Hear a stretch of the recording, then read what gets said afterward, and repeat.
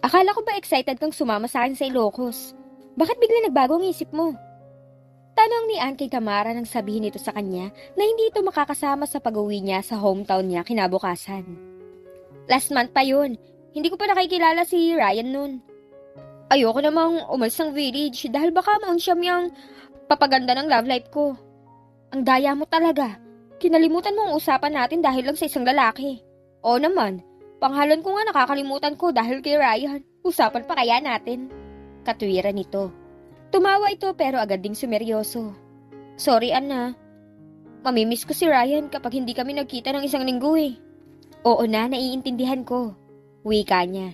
Siya man ang nasa kalagayan nito, ganun din siguro ang gagawin niya. Inayos niya ang mga gamit na dadalhin niya.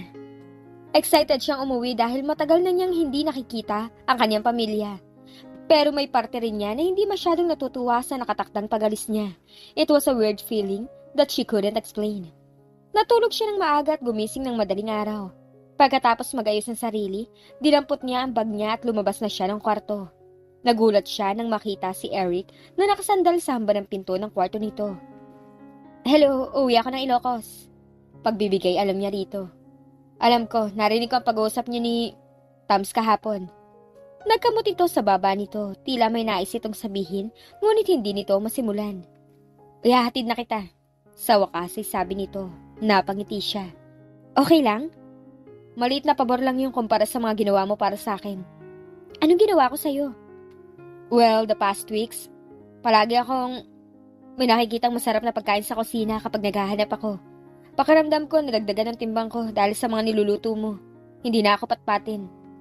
Hindi ka naman patpatin nang makilala kita. Tama nga lang ang katawan mo para sa akin. Hindi payat at hindi rin tulad ng ibang lalaki na napakalaki ng muscles. Dagdag pa niya sa isip. Tumingin siya sa suot na relo.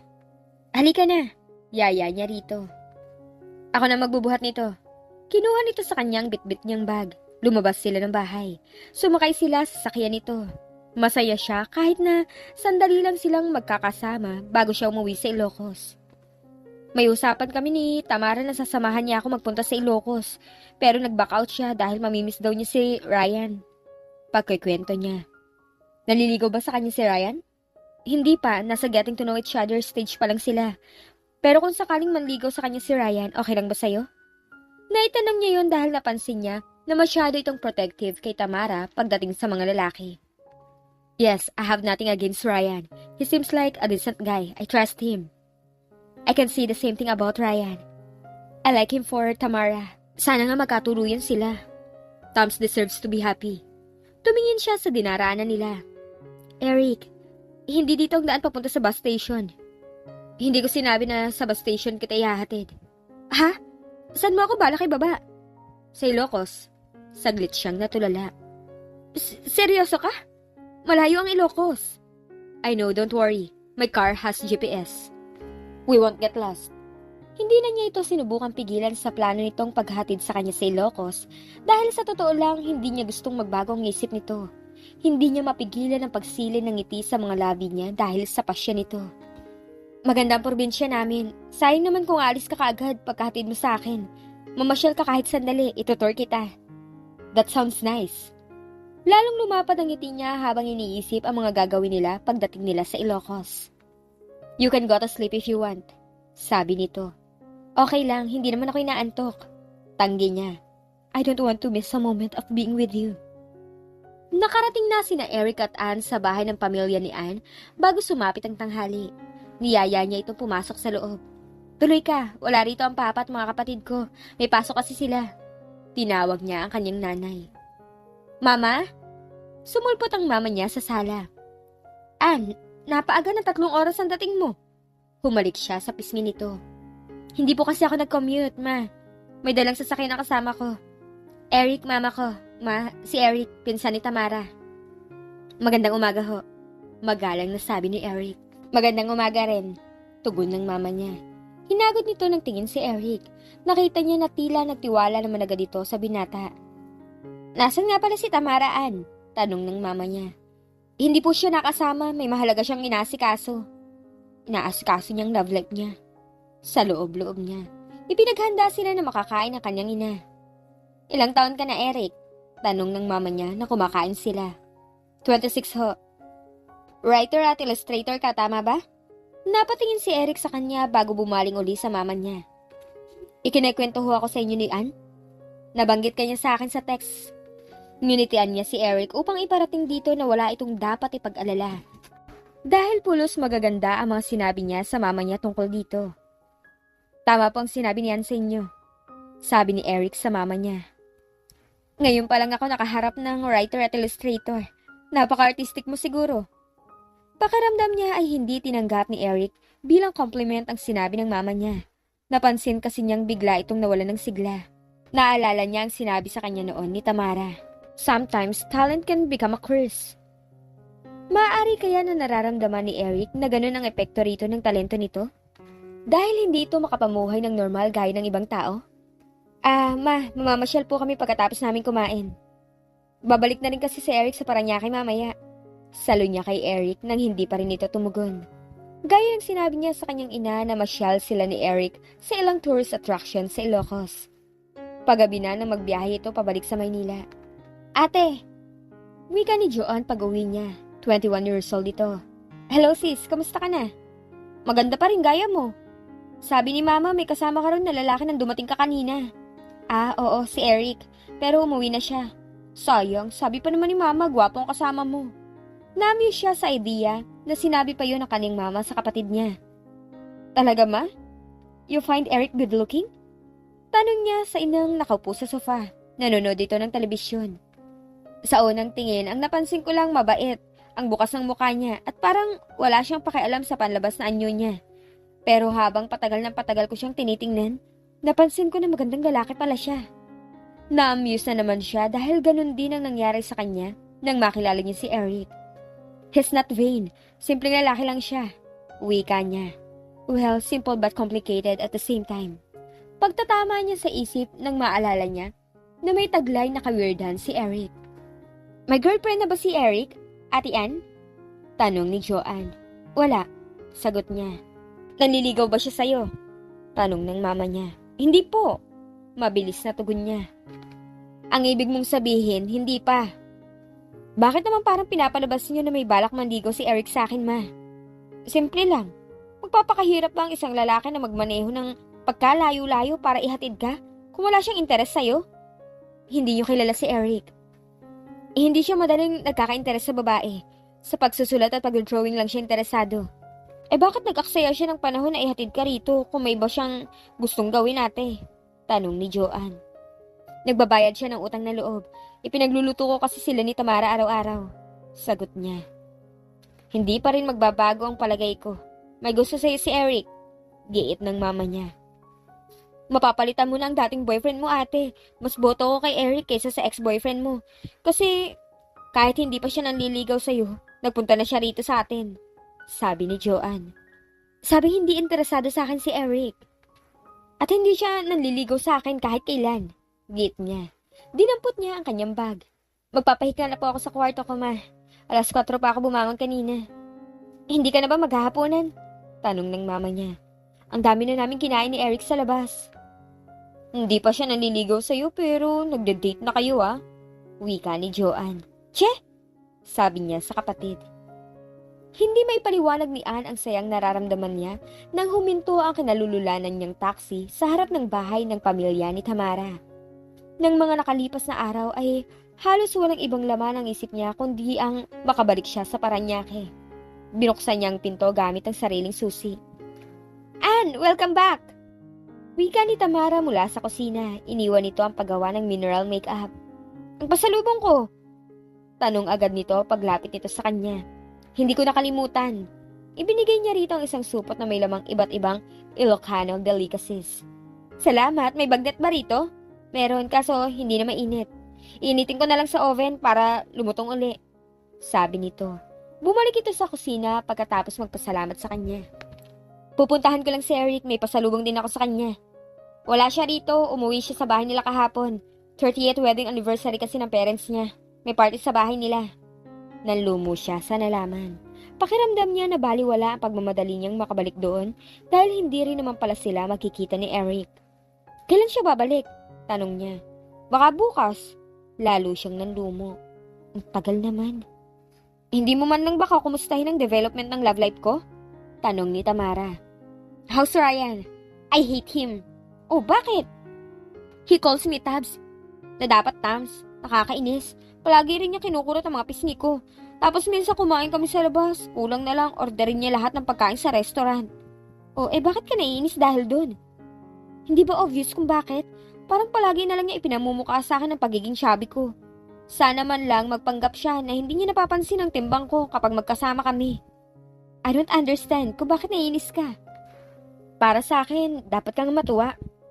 Ano naman ang dapat kong ikatuwa? Inilabas nito mula sa oven ang ininit nitong bagnet at sinimulang papakin ang isang piraso. Dahil ipinapakita niya na gusto kanya kung ano ka. Lumabi ito. Ewan, I find him insensitive. Hindi niya nakahalatang na-insecure ako sa mga ginagawa niya. He's just being real around you. I'd rather he treated me like a goddess, not a laughingstock. Ibig bang sabihin niyan, tatanggi ka kapag niyaya ka uli niyang lumabas? Of course not. Siyempre papayag ako. Hay, ang gulo mo. Sinusunod lang kita. According to you, sa puso natin tayo dapat nakikinig, di ba? Hindi sa isip natin. Kahit naiinis ako kay Ryan, sumasaya ako kapag magkasama kami. Kaya go lang ako. Pangangatwiran nito.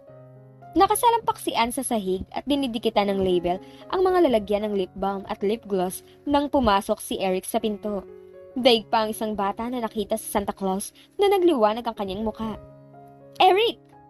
Tumayo siya at lumapit dito. Kulang na lang yakapin niya ito dahil sa labis na excitement. Tila natuwa ito na makita siya. Bakit nandito ka na? Hindi ba sa susunod na araw pa dapat ang balik mo? Yeah, 1 week dapat ako mag-stay sa amin pero bumalik na ako rito dahil mas marami akong dapat gawin na importante rito. Tiningnan niya ang mga bitbit nito. Ano yan? Mga regalo ng mga bisita kina mommy at daddy sa anniversary nila. Ilang mga sets, dinner set and some kitchen appliances. Marami silang natanggap na ganito. Hiningi ko sa kanila ang iba para madala ko rito. Naalala ko kasi na mahilig ka magluto. Magagamit mo mga to. Naalala mo li ako? Habang magkalayo tayo. How sweet. Sabi ng isip niya. Thank you. Kinuha niya rito ang mga dala nito. May pasalubong din ako sa'yo. Wait, kukunin ko lang. Nagpunta siya sa kusina. Ipinatong niya sa dining table ang mga binigay nito at kinuha niya sa cupboard ang lalagyan ng pasalubong niya para dito. Ibinigay niya yun dito. Chicha corn. Napansin ko kasi na nagustuhan mo yan nung nasa Ilocos tayo. Sinilip nito ang laman ng supot. Thanks, I really love this. Halata nga. Muntik ka na nga makaubos ng isang pack nung namamasyal tayo eh. Pabirong sabi niya. Nagkamot ito sa ulo. He looked cute when he did that. I guess nag-enjoy ako ng gusto sa pamasyal sa probinsya niyo. Kaya hindi ko namalayan na naparami na nakain kong chicha corn. Nag-enjoy rin ako sa pamamasyal kasama ka. I wish we could do it again another time. So, papasok na muna ako sa kwarto ko. Kailangan ko magtrabaho. I'm behind my book deadline. Tila nag-aatubiling sabi nito. Pakiramdam niya nais pa nitong makakwentuhan siya. Ngunit maaari din na imahinasyon niya lang yun. Okay. Salamat ulit sa mga dala mo. I will surely use them. Sabi niya. Salamat din dito. Itinaas nito ang pasalubong niya rito. Nagtungo na ito sa kwarto nito. Nagbalik siya sa sala at sumalampak uli sa sahig para ituloy ang ginagawa niya bago dumating si Eric. Buo na ang araw niya. Nasa kalagitnaan si Anne ng pagbabasa ng libro ni Eric nang biglang namatay ang ilaw. Binalot ng dilim ang kwarto niya. Oh no! Uso rin palang brownout dito. Kinapa niya sa bedside table ang cellphone niya. Binailaw niya yon at dahan-dahan siyang lumabas ng kwarto. Naghanap siya ng kandila sa kusina ngunit sa malas wala siyang makita. Sumulpot si Eric sa kusina. May dala itong flashlight. Maghahanap ka rin ba ng kandila? Tanong niya. Oo, tinatapos ko ang huling illustration sa libro ko nang mamatay ang ilaw. We're out of luck. Naghanap na ako pero wala akong makita kahit isang maliit na kandila lang. Ay, nakakainis. Sabi nito. Hindi naman siguro magtatagal ang brownout. Wika niya. I hope so. Where's Tom's? Sinundo siya kanina ni Ryan. Nag-date sila. At least she's not stuck someplace without electricity like we are. Perhaps she might even be having the time of her life. Malamang, kasama niya ang dream man niya eh. Nag-enjoy siyang kaharap at kausap si Eric kaya nag-isip siya ng paraan para magtagal pa ito roon. Wala namang ilaw at wala ring kandila. Pareho nating hindi mababalikan ang ginagawa natin bago nag-brown out. Okay lang ba na dito ka muna? Medyo natatakot kasi ako sa dilim. Lalo na kapag wala akong kasama. Baka may magpakita sa akin multo. Tila hindi naman ito nakahalata na gusto lang niyang makasama ito. Naniniwala ka sa multo? Kapag nagtrabaho ka sa hospital ng 3 taon, maniniwala ka sa multo. Naranasan mo ng multuhin? Oo, pero hindi naman nagpapakita sa akin ng mga multo sa hospital. Nagpaparamdam lang sila gaya ng naririnig ko yung mga footsteps nila sa likuran ko kapag wala akong kasama sa isang kwarto. O kaya biglang namamatay ang ilaw kapag nasa restroom ako. Speaking of which, hindi kaya may nagmumulto lang sa atin ngayon? I don't think so. Wala ring ilaw ang mga kapitbahay. Umaasam lang naman ako na hindi totoong brownout sa village ngayon. Ano ba ang pwede natin gawin habang walang kuryente para hindi nakakainip? Alam ko na. Manood tayo ng movie sa laptop ni Tamara. Okay, pagpayag nito. Nasaan ba ang laptop ni Tamara? Nandito lang yata yun eh. Nagpunta siya sa sala. Nakita niyang hinahanap sa ilalim ng TV rack. Binuksan niya yon. Lucky, puno pang battery. Umupo siya sa sofa. Ipinatong niya sa kandungan niya ang laptop. Tumabi naman si Eric sa kanya. Ano panonoorin natin? Pili ka na. Sabi niya. He leaned slightly toward the laptop screen. Napalapit sa mukha niya ang ulo nito. Mabango ang buhok niya kahit parang hindi siya nagsusuklay. Sabi niya sa isip. Harry Potter is already out? Parang gulat na tanong nito. Matagal na, halatang hindi ka nakakapunta sa sinehan. It's been years. Kumpirma nito. Can we watch that one? Sure. Nahiling niya na sana ay hindi agad bumalik ang kuryente. Nahiling din niya na sana ay mag-requesto na tapusin nila. Hindi lang ang part 1, kundi pati part 2 ng movie. Anything to make him stay longer beside her. Avid fan ka rin ba ng Harry Potter? Tanong nito. Even his breath smells nice. Actually no, hindi pa ako nakakabasa na kahit isang libro sa series na yon. Wala pa rin ako napapanood ng movie adaptation maski isa. Palitan na lang natin. Baka hindi mo ito maintindihan dahil na-miss mo ang first movies. Wag na, for sure, may enjoy ko pa rin yan. Yeah, you will. It's a good series. Hindi na niya inalis sa kandungan niya ang laptop. Lumapit pa ito sa kanya upang makita nito ng malinaw ang pinapanood nila. Hindi siya makapag-concentrate sa pelikula dahil hindi man niya sinasadya ay kay Eric nakatutok ang lahat ng senses niya. She became aware of the strange beating of her heart. She also felt uncomfortably warm. Sinikap niyang baliwalain ang kakaibang nangyayari sa kanya, ngunit habang tumatagal ay lalong lumalala yun. She felt like she was going to combust by any moment. Shucks, what is happening to me? Wala sa loob na sumulyap siya kay Eric. He was still intent on watching the movie. Ngunit nang maramdaman ito na pinagmamasdan niya ito, tumingin din to sa kanya. Hindi niya masyadong makita ang mukha nito pero naaaninag niya ang mga mata nito. He was staring hard into her face. Maya-maya ay nagbawi ito ng tingin na para bang hindi rin ito komportable. Inalis din niya ang tingin dito. Pareho silang nagpanggap na nanonood ngunit ramdam niyang tensyon sa pagitan nila. Hindi niya alam kung sino sa kanila ang nauna. Tumingin uli sila sa isa't isa. Hindi na niya maalis ang tingin dito. In fact, she never wanted to stop looking at him. She wanted what was happening between them not to end. Napuno ng liwanag ang sala. Naging hudyat yun para pareho silang matauhan. Mabilis na lumayo ito sa kanya. I guess I'll go back to my room now. Sabi nito. Nang wala na ito, pinakawalan niya ang hininga na kanina pa niya pinipigilan. Nawiwindang pa rin siya sa namagitan sa kanila ni Eric. She had never felt anything like that before.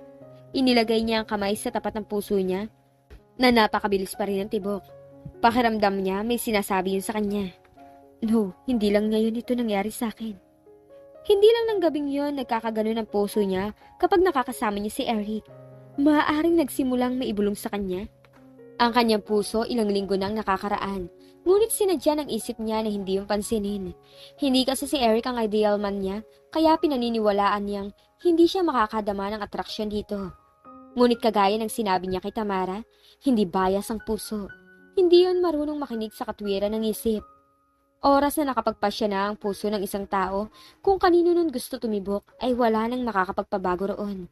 Kaya naman maski nagbubulag-bulagan ang isip niya sa nararamdaman niya para kay Eric, Iba ang ipinapahiwatig ng mga kilos niya ng mga nakalipas na araw. She enjoyed being with him. She liked everything about him despite his eccentricity. Nagselos siya kay Ashley dahil hindi niya gusto na may ibang babae na lumalapit dito. At noong nasa Ilocos siya, ito lagi ang laman ng isip niya.